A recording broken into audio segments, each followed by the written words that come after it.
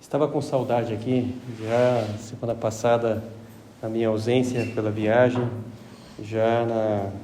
senti a falta só por uma semana, né? Mas já estou de volta e queria contar para vocês algo que é muito característico desse tempo que nós vivemos. Se na Páscoa pudéssemos perguntar o que é característico desse tempo, lembramos, na Quaresma é fácil responder. O característico é a mortificação, fazer um pequeno sacrifício, pequeno ou grande, porque queremos chegar até a Páscoa com o coração bem disposto, conversão. Esses são os temas muito ricos e próprios da Quaresma. Aí, como que a pessoa que foi apertando o cinto e tal, aí quando chegou na Páscoa, liberou geral, né? Acabou a Quaresma, então, e aí estamos na Páscoa. E o que é típico desse tempo, né? Liberou geral, que de fato eu não faço mais nada. O que é característico? Então, podemos identificar algo que é muito característico desse tempo, é a alegria da Páscoa, a alegria da ressurreição de Cristo, a alegria que Cristo venceu a morte, né? E essa alegria que é contagiosa, né? Muito mais do que qualquer Covid aí, né? Mas é contagiosa, porque a gente quer mesmo levar essa alegria para outras pessoas. Alguém que recebe um bem, experimenta uma grande alegria, quer compartilhar com os outros. E nós, então, na Páscoa, experimentamos algo parecido, né? Vamos falar sobre isso, né? Sobre a origem da alegria do cristianismo, que é Cristo presente entre nós. Cristo ressuscitado que está aqui. E está mesmo, né? Olhando para o sacrário, está aqui conosco. Uma história que contam, não sei se é verdade, mas que contam que o período da Páscoa era um período que intrigava o Nietzsche. Ele ficava intrigado com os cristãos falando de alegria e tal. E não é que o Nietzsche fosse um cara muito alegre. Quem já viu alguma foto dele já pode ver aquele senhor bigodudo, assim, quase que come o próprio bigode, assim, né? Gigantesco, né? Nunca vi alguma foto simpática do cara, né? Não sei se é uma má propaganda ou não, mas diziam que ele intrigava a Páscoa, porque ele via essa alegria dos cristãos, isso lhe intrigava. Como é que podem experimentar essa alegria se o mundo tem muitas coisas ruins, no seu pessimismo? E até a sua curiosidade levou a um dia a ficar escondido na porta de uma igreja para ver o pessoal saindo da missa de Páscoa. Eu quero ver na cara dessas pessoas cara de ressuscitado. Será que eles estão mesmo contentes? Não me convencerei do cristianismo enquanto não ver cara de ressuscitados no rosto dos cristãos. E é isso, né? Deus espera de nós essa cara de Cristo ressuscitado, porque eu tenho a companhia de Deus. Eu não tenho nada que temer, porque eu sei que Deus venceu algo que é espetacular, venceu a própria morte. Não tem nada que possa me intrigar e deixar com medo. Me dá, então, uma profunda confiança de que eu posso tudo do lado do meu Pai Deus. E a tristeza o que é, né? A tristeza exatamente é isso, é essa insegurança, é o medo do que acontecerá no futuro, é a experiência de um mal que não temos como vencer esse mal e que vivenciamos esse mal. E com a ressurreição de Cristo nós experimentamos a própria alegria. Alegria, puxa, porque não tem nada que possa me tirar essa alegria. Na Escritura conta o episódio dos apóstolos que foram presos logo depois de Pentecostes e levados para serem entrevistados pela autoridade local. E com todo o histórico que tinha acontecido com a morte de Cristo dias antes, o natural era que eles tivessem bastante medo de morrerem. E depois de terem sido entrevistados, como havia uma pressão popular muito grande, as autoridades não têm a força para poder prendê-los como fizeram com Cristo. Simplesmente lhe dão uma ordem veemente: olha, o que vocês não falem mais de Cristo. E lhes dão várias chibatadas como castigo por terem falado de Cristo antes e o soltam. E conta a Escritura que eles saíram de lá com grande alegria. Não intriga cada um de vocês essa frase que está lá nos Atos dos Apóstolos? Está lá no capítulo 5. Saíram com grande alegria. Como é que alguém sai de alegria depois de ter sido preso e sido libertado depois de umas chibatadas? Saíram com grande alegria. Uma alegria que ninguém podia tirar no coração deles. É a alegria que experimenta o cristão. Experimenta o cristão de ter essa companhia de Deus e estar no bom caminho, estar fazendo as coisas certas. E então, de saber que Cristo está presente entre nós. E até conta a Escritura que eles saíram com grande alegria por terem sido dignos de sofrer alguma coisa pelo seu Senhor. Se eles tiveram de fato que fugir naquele momento, quando Cristo experimentou a paixão e foi preso e fugiram, tiveram essa tristeza, agora eles não querem mais fugir e de fato encararam aquela prisão, encararam as chibatadas, e essa alegria até uma condição de ver, não, agora a gente mudou de vida, agora enfrentamos a dificuldade, não temos mais medo, né? E saíram com grande alegria daquele recinto. É essa alegria que o cristão experimenta aqui na agora, né? Que anima cada um de vocês, eu também, que experimentemos essa alegria, né? Olha, não tem nada que eu possa padecer, Cristo está comigo, eu posso enfrentar qualquer dificuldade. Não tem medo, eu não tenho medo das situações. Não podemos ter essa mentalidade que é próprio da imaturidade, de ter medo das dificuldades. Vão haver dificuldades, mas o cristão tem Cristo ressuscitado, que provou que venceu a morte, e eu posso vencer qualquer coisa com a graça de Deus. Então essa é a primeira característica da alegria. Cristo está comigo, me acompanha. Não tem nenhuma razão de eu ficar triste, apreensivo, porque eu tenho a companhia de Deus que vai me ajudar. Não sei como será essa ajuda, mas Ele vai me ajudar. E a maior desgraça que pode experimentar uma pessoa aqui na Terra, que é a própria morte, Deus venceu, ressuscitando com a sua própria força. Olha como foi a ressurreição de Cristo. É a sua própria força, não foi alguém que invocou alguma outra divindade, o que foi, e aí essa outra pessoa invocando e ressuscitou Cristo. Não, com a sua própria força, ele foi lá e mostrou que era Deus. Olha o poder de Cristo. Então, que não temos medo de qualquer dificuldade que passemos. É esse grito que disse São João Paulo II, quando recém-eleito, saiu para aquela multidão, e se conta essa história, né? Que ele saiu para aquela multidão na Praça de São Pedro, e o único recado forte que ele quis dar para todo mundo que estava lá: não tenham medo, não tenha medo de fechar o coração para Deus, antes abrir o coração para Cristo, né? Ele usa uma expressão italiana, spalancare, né? Escancarai, seria mais ou menos a tradução literal. Escancarem o coração para Cristo, que Ele não defrauda, não nos deixa para trás, nos dá essa alegria que ninguém pode tirar, né? Experimentemos essa alegria de não ter medo das situações do dia a dia, porque Cristo ressuscitou.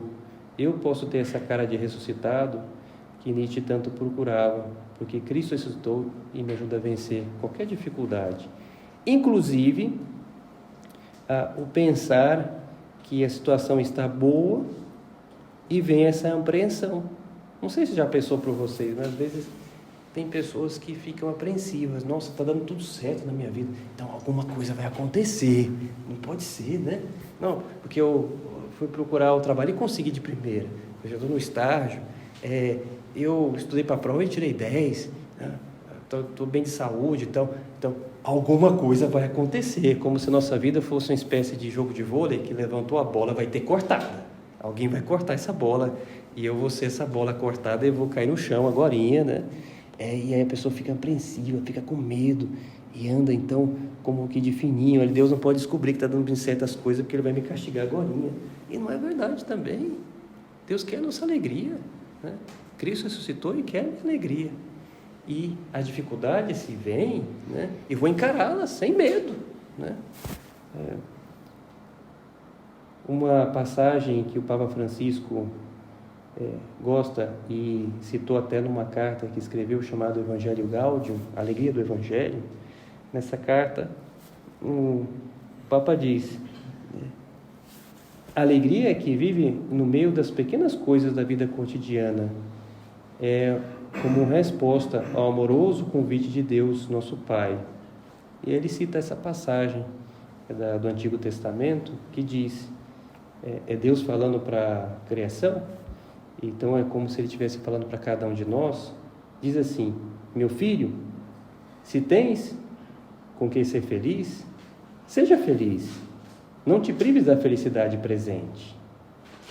Aí continua o Papa: quanta ternura paterna se vislumbra por detrás dessas palavras.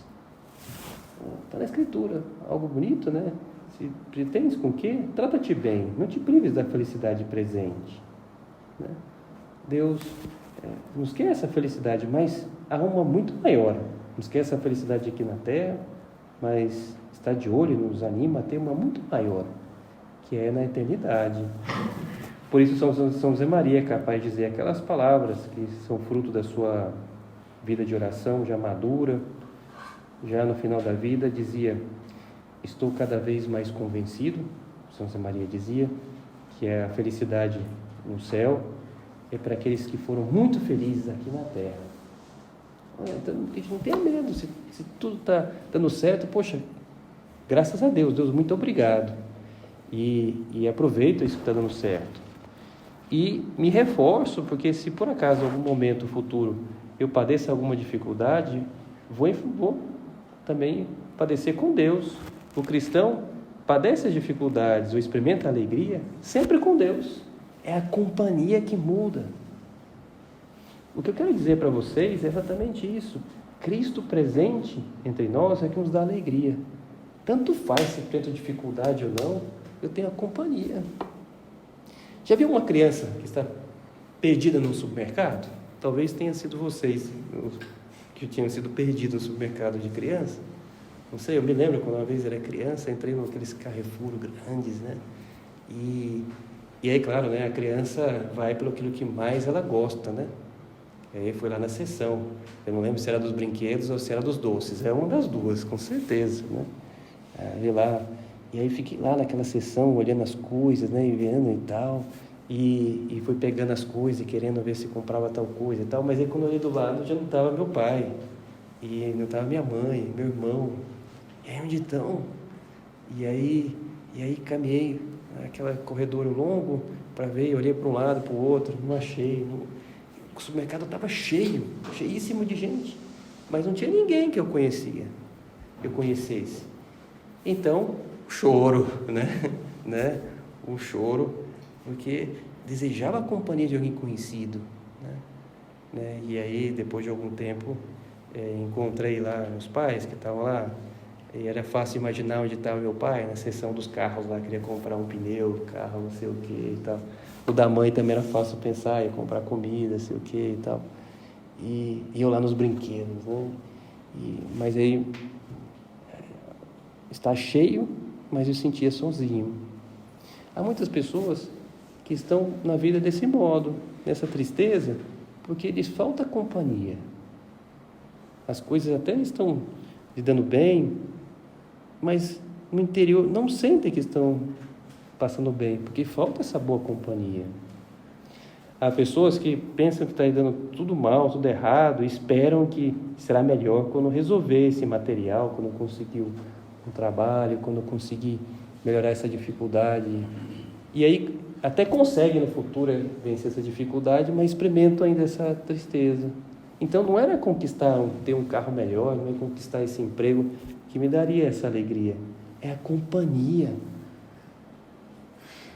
Há pessoas que dizem: olha, eu vou para qualquer lugar se eu tiver uma boa companhia. E nós temos essa companhia. Está aqui conosco. É Cristo. Cristo presente conosco. Né? Que experimentemos essa alegria. E agora, podemos experimentar essa alegria diariamente, promovendo visitas para estar com Cristo. Uma visita ao Santíssimo, uma assistência à missa, na Eucaristia. Uma comparação bem simples entre uma igreja protestante e um templo católico, que nós vemos diferença. Mas a gente vai na igreja protestante, o que podemos encontrar? Eu imagino, né, que podemos encontrar lá, né, um som bem montado. Esse é o som perfeito, né? Um estrado e nada mais. Né? Não digo que se pode encontrar num salão onde as pessoas têm o seu encontro e cantam e leiam passagens da Escritura. O que encontramos numa igreja católica? Cristo. A gente vai numa capela, em algum momento, ao entrar ali, encontraremos onde está Cristo. E podemos visitar, ficar de joelhos diante do Senhor, conversar com Ele. Eu tenho algo muito maior. Não são 4 paredes. Eu tenho uma pessoa que eu vou visitar. E aí, ao entrar nessa igreja, eu também vejo como é o carinho daquelas pessoas daquela igreja para com Cristo. Estão lá mesmo visitando, estão lá conversando com Ele. Tem gente. Como está a igreja está limpa porque está Cristo aqui. Como estão as imagens, como está o adorno, né? É muito bonito, né? Só de chegar e ver as obras de arte, ver como está cuidado, porque não é um lugar abandonado, está Cristo. Cristo presente entre os cristãos, essa é a razão da alegria. E nem a morte, nem as dificuldades desse mundo podem me apartar do amor de Cristo.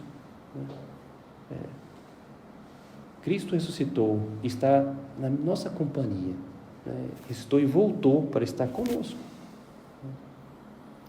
Essa é a razão da alegria, que eu cultive então essa presença de Cristo, através da Eucaristia. Será que eu não posso me organizar para fazer uma visita ao Santíssimo diariamente?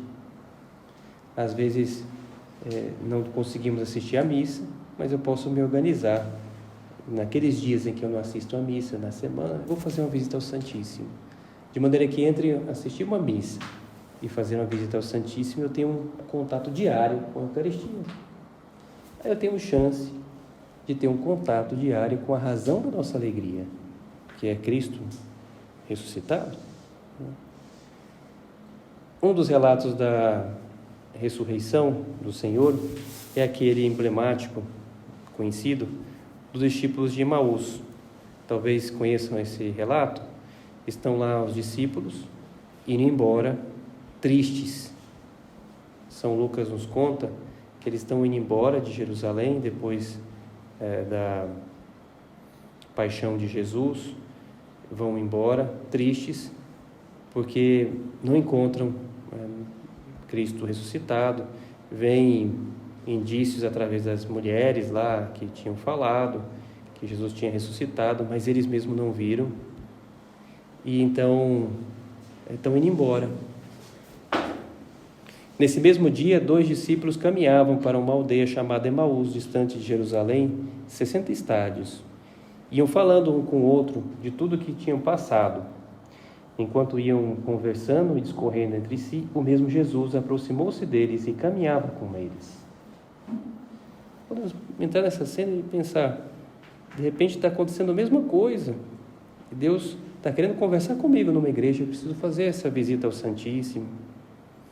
Mas os olhos estavam-lhes como que vendados e não reconheceram Jesus. E perguntou-lhes então Jesus: de que estáis falando pelo caminho e por que estáis tristes? Olha essa pergunta de Jesus, que pode ser para nós também. Por que vocês estão tristes? O que estão falando? Um deles, chamado Cleofas, respondeu-lhe: és tu, por acaso, o único forasteiro em Jerusalém que não sabe o que aconteceu nesses dias? Como que está nas notícias, né? Se fosse hoje em dia, está nas redes sociais, está nos jornais, todo mundo falando, né? E naquele momento, então, se falava e se corria a boca pequena, a morte de Jesus. E Jesus então pergunta para eles: que foi? Dá uma de João sem braço: o que foi que vocês estão falando? Está falando dele mesmo, mas o que foi? E aí eles disseram a respeito de Jesus de Nazaré, que era um profeta poderoso em obras e palavras diante de Deus e de todo o povo. Os nossos sumos sacerdotes e os magistrados o entregaram para ser condenado à morte e o crucificaram. E vão contando toda a história que nós lembramos da morte de Cristo, que nós vivenciamos na Semana Santa. Nós esperávamos que fosse Ele quem havia de restaurar Israel. E agora, além de tudo isso, é hoje o terceiro dia que essas coisas sucederam. Era domingo. E tinha Cristo morrido na sexta-feira. Basta um pedaço no dia, já se contava como um dia. Sexta, sábado e era o domingo. É verdade que algumas mulheres nos alarmaram. Foram ao sepulcro e antes de nascer o sol e não acharam o seu corpo e voltaram dizendo que tiveram uma visão de anjos. E eles vão contando indícios que foram ocorrendo da ressurreição, mas eles com o coração fechado não acreditaram, indícios até fortes. Alguns dos nossos, os apóstolos, foram ao sepulcro e acharam, assim como as mulheres tinham dito, olha só, as mulheres não tinham mentido, encontraram, mas a ele mesmo não viram. E Jesus então toma a palavra e diz: ó gente sem inteligência, como sois tardos de coração para credes em tudo que anunciaram os profetas? E aí começa a explicar que estava previsto que o Messias iria sofrer. Que bonito saber que Jesus não abandona aqueles discípulos de Emaús e vai explicando as Escrituras para eles, ajudando. Está do lado deles, eles nem sequer percebem.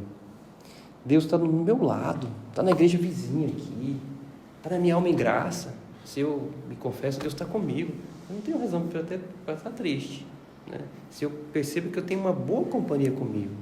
E se eu experimento uma tristeza muito maior, que eu conte para Ele: Jesus, eu experimento essa tristeza, não sei de onde vem, me ajude.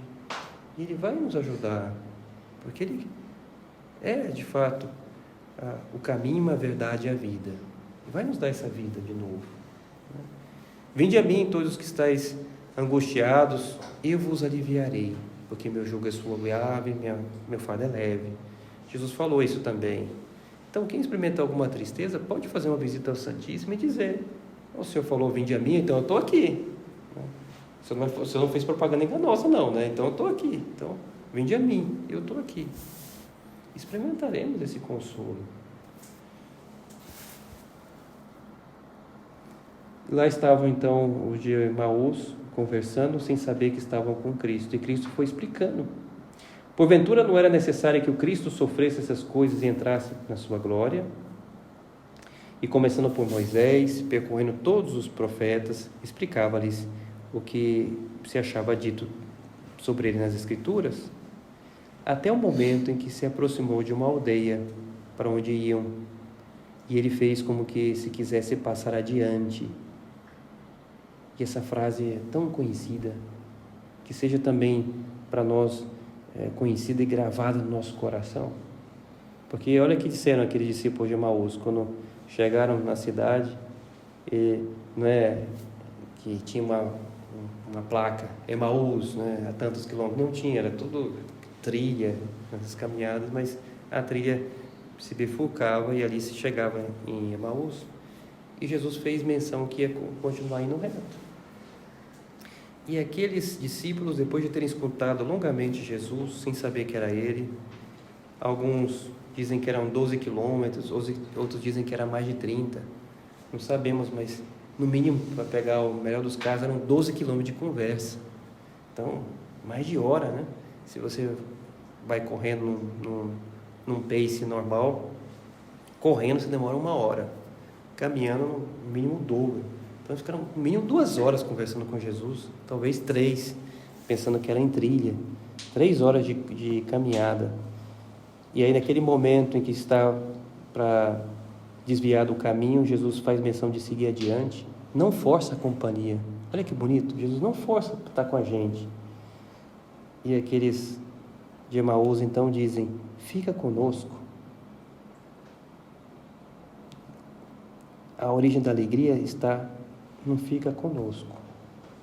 Que eu diga isso também. Agora eu posso dizer para Deus, Deus, fica conosco. Fica conosco. Já é tarde e já declina o dia. Que eu diga isso também para Deus, fica conosco. Em latim, mane nobiscum, palavras que São José Maria gostava muito.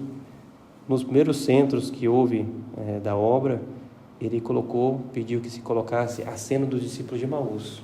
Onde está essa imagem de Nossa Senhora aqui, era a cena dos discípulos de Emaús. E escrito no altar embaixo estava mane nobiscum, fica conosco.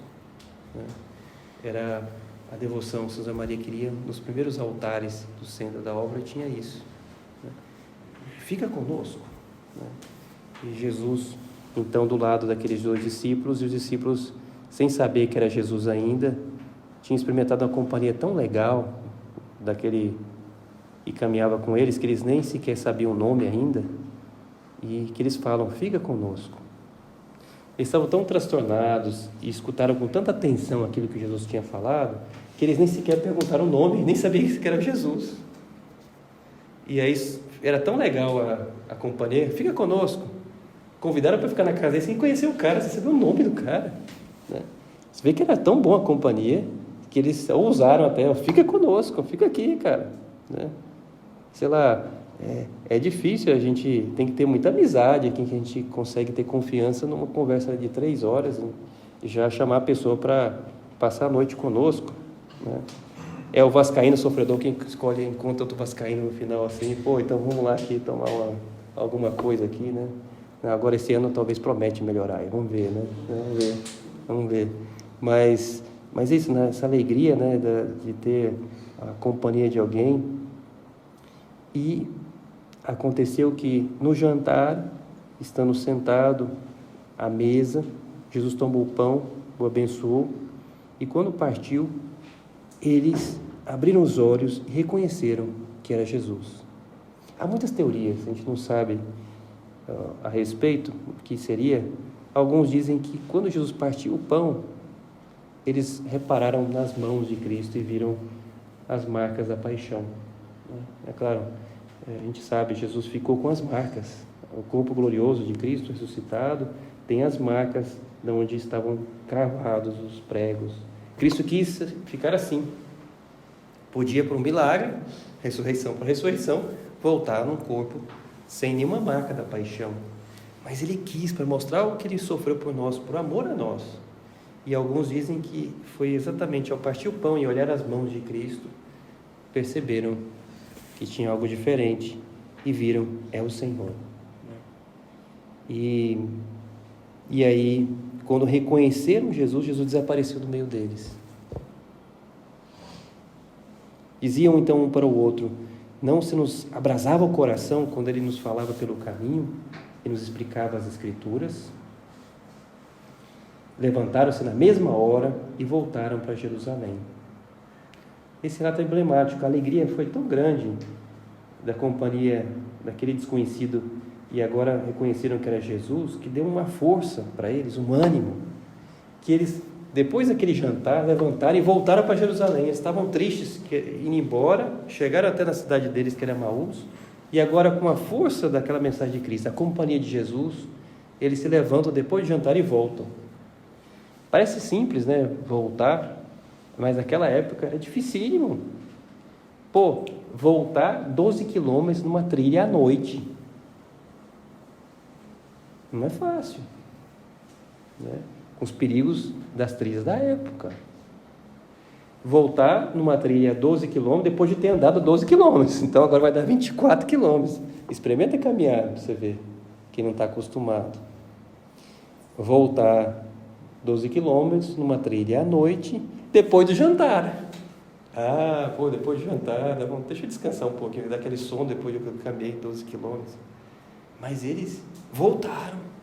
Era tamanha alegria que eles resolveram voltar. Não, Cristo quer que a gente fique volta. A gente estava triste, fugindo, agora a gente volta. E pelo que Cristo explicou, eu devia estar lá mesmo, tem que estar com os apóstolos. E eles voltaram.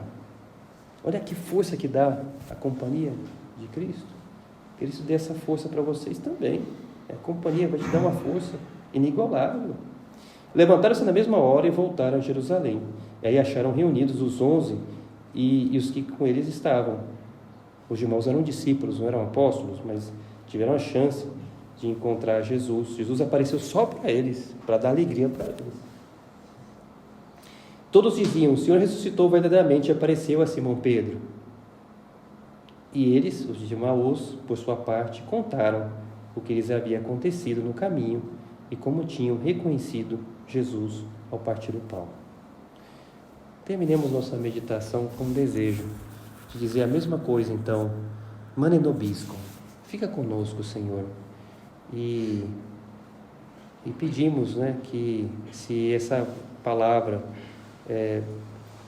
para nós parece difícil, a nossa súplica queremos que seja mais poderosa ainda, pedimos ajuda a Maria, para que com a ajuda de Maria, Jesus fique mesmo conosco, nos dando essa alegria que ninguém pode tirar.